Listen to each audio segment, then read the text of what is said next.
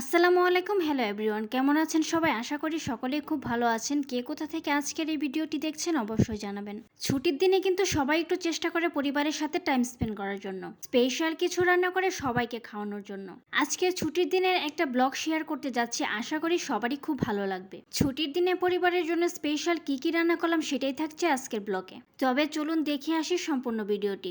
এই তো চলে এসেছি দুপুরে রান্না করার জন্য। আগে থেকেই কিন্তু আমি ভাজিটা বসিয়ে দিয়েছিলাম। আজকে বাঁধাকপি ভাজি করলাম।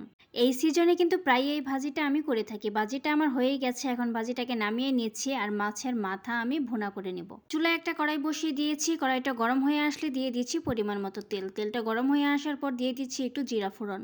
আগে থেকে একটা মশলার পেস্ট আমি তৈরি করে রেখেছিলাম, সেটা দিয়ে দিয়েছিলাম স্বাদ মতো লবণ, হলুদের গুঁড়া, মরিচের গুঁড়া, জিরার গুঁড়া, ধনিয়ার গুঁড়া, আদা বাটা, রসুন বাটা। এখন এই মশলাটাকে নেড়ে ছেড়ে 1 থেকে 2 মিনিট কষিয়ে নেব। যখন মশলাটা থেকে তেল ছেড়ে দিয়েছে তখন এখানে মাছের মাথাটা আমি দিয়ে দিচ্ছি। আজকে আমি রুই মাছের মাথা ভুনা করব। রুই মাছের মাথাটাকে কিন্তু আমি ছোট ছোট টুকরো করে কেটে নিয়েছি। এতে করে হয় কি, মাথাটা কিন্তু ভেঙে যায় না। দেখা যায় আস্ত মাথা রান্না করলে অনেক সময় মাথাটা ভেঙে যায়, তখন তরকারিটা একদমই কাটা কাটা হয়ে যায়, খেতে আর ভাল লাগে না। এইভাবে ছোট ছোট টুকরো করে রান্না করলে কিন্তু মাছের মাথা একদমই ভেঙে যায় না। মাথাটাকে আমি 2 থেকে 3 মিনিট এই তেলের ভেতরেই কষিয়ে নিব। আপনারা বাসায় মাছের মাথা দিয়ে কি রান্না করেন আর কিভাবে রান্না করেন অবশ্যই জানাবেন। 2 থেকে 3 মিনিট কষানো হয়ে গেছে। এখন পরিমাণ মতো পানি অ্যাড করে দিচ্ছি আরো ভালোভাবে কষানোর জন্য। একটু নেড়ে চেড়ে মিশিয়ে নিচ্ছি, ঢাকনা দিয়ে ঢেকে মাছের মাথাটাকে কষিয়ে নিব। মাছের মাথাটা আমার কষানো হয়ে গেছে। এখন নেড়ে চেড়ে মিশিয়ে নিচ্ছি আর মাছের মাথার টুকরোগুলোকে আমি এখান থেকে উঠিয়ে নিব। উঠিয়ে না নিলে কিন্তু পরে নাড়াচাড়ার সময় ভেঙে যাবে। উঠানো হয়ে গেছে। এখন এখানে দিয়ে দিচ্ছি রসুন কুচি আর পেঁয়াজ কুচি। এখন এই পেঁয়াজ আর রসুনটাকে মশলার সাথে 1 থেকে 2 মিনিট কষিয়ে নিব। 1 থেকে 2 মিনিট পর এখানে আমি পানি অ্যাড করে দিচ্ছি ভালোভাবে সেদ্ধ হওয়ার জন্য।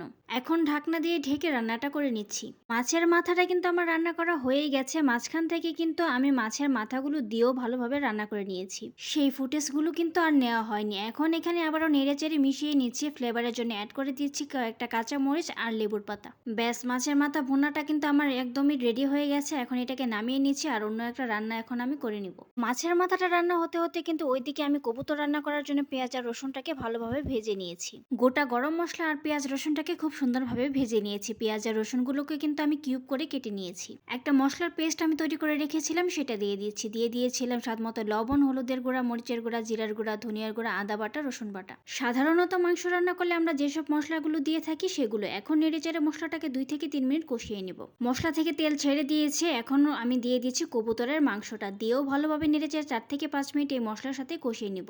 যত ভালোভাবে কষাতে পারবেন মাংসের টেস্টটা কিন্তু ততই ভালো আসবে। 4 থেকে 5 মিনিট আমার কষানো হয়ে গেছে। এখন এখানে পানি অ্যাড করে দিচ্ছি আরো ভালোভাবে কষানোর জন্য। নেড়ে চেড়ে মিশিয়ে নিচ্ছি, ঢাকনা দিয়ে ঢেকে মাংসটাকে কষিয়ে নিচ্ছি। 5 মিনিট চুলার আঁচটাকে একদম মিডিয়াম টু লোতে রেখে কিন্তু মাংসটাকে আমি কষিয়ে নিয়েছি। দেখতে পাচ্ছেন মাংস থেকে কিন্তু পানিটা একদমই শুকিয়ে গেছে আর তেলটা উপরে ভেসে উঠেছে। এখন আবারও ভালোভাবে নেড়ে চেড়ে মিশিয়ে নিচ্ছি। এভাবেই নেড়ে চেড়ে মাংসটাকে কিন্তু আমি একদমই ভাজা ভাজা করে নিব। 2 বার কিন্তু অল্প অল্প করে পানি দিয়ে মাংসটাকে আমি কষিয়ে নিয়েছি। কবুতর যেহেতু এমনিতেই অনেকটা নরম হয়, তাই একটা বেশি রান্না করার দরকার নেই। বাড়ি থেকে আসার সময় যে কবুতর নিয়ে এসেছিলাম সেখান থেকে কিন্তু একটা আজকে রান্না করলাম। মাংসটা কিন্তু একদমই আমার ভাজা ভাজা করে নেওয়া হয়ে গেছে। এখন এখানে ফাইনালি আমি ঝোলের জন্য পানিটা অ্যাড করে দিচ্ছি। খুবই সামান্য পরিমাণ পানি কিন্তু এখানে অ্যাড করলাম, কারণ মাংসটা যেহেতু একদমই ভোনা ভোনা হবে সেই জন্য। নেড়ে চেড়ে মিশিয়ে নিচ্ছি আর ঢাকনা দিয়ে ঢেকে চুলার আঁচটা একদম মিডিয়াম টু লোতে রেখে আমি 10 মিনিট রান্না করে নিব। একদম 10 মিনিট পর দেখতেই পাচ্ছেন মাংসটা কিন্তু আমার একদমই হয়ে গেছে। মাংসের কালারটা কেমন এসেছে অবশ্যই জানাবেন। নেড়ে চেড়ে মিশিয়ে নিচ্ছি। এইভাবেই কিন্তু আমি এখন নামিয়ে নিব। নামিয়ে নেওয়ার পর কিন্তু আরো অনেকটা এটা টেনে যাবে। এইদিকে মাংস রান্না করতে করতে কিন্তু ওইদিকে আমি পোলাওটাও রান্না করে নিয়েছিলাম। দেখতেই পাচ্ছেন পোলাওয়ের ফাইনাল লুকটা। পোলাওটা কিন্তু আমার অনেকটাই ঝরঝরে হয়েছে। দুপুরে রান্না তো কমপ্লিট হয়ে গেছে। এবার টেবিলে খাবার দিয়ে আপনাদের দেখাচ্ছি কি রান্না করলাম। টেবিলে কিন্তু আমি খাবারটাও দিয়ে দিয়েছি। এবার দেখাচ্ছি আপনাদের কি রান্না করলাম। এখানে ছিল সাদা পোলাও, তারপর একটা শাক ছিল শসা, লেবু, তারপর করেছিলাম বাঁধাকপি ভাজি, এখানে ছিল বাটা মাছ ভাজি, এখানে ছিল ফুলকপির কোরমা, তারপর ছিল মাছের মাথা ভুনা, কবুতরের মাংস। এই তো ছিল আজকে ছুটির দিনে স্পেশাল খাবার দাবার। ছুটির দিনে যদি একটু পরিবারের জন্য স্পেশাল কিছুই না করা হয় তাহলে আর কেমনে হলো বলেন।